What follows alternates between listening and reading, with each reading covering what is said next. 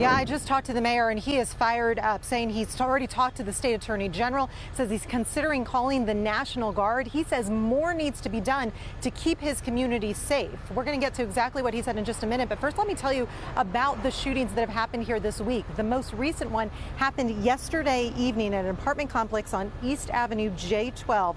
When deputies responded, they found two men suffering from gunshot wounds. They were taken to the hospital, but they did not survive. They've not been identified yet.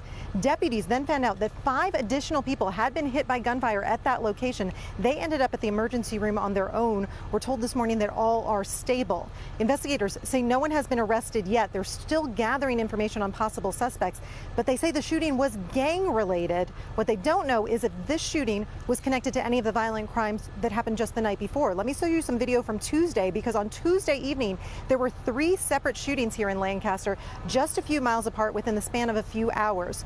2 people died in those shootings, but investigators have not shared any details about the motives behind the shootings or the possible suspects. Many are now worried about how much more violence there could be. The mayor said he thinks it's all a problem of resources. We do not have great leadership. Let's be clear about this. This is a failure of command, any way you look at it. I've talked to Sheriff Luna one time on the phone. He has never met with me. He has met with the defund the police people up here, but he has never met with me. Let's be clear. This is neglect. That's all it is.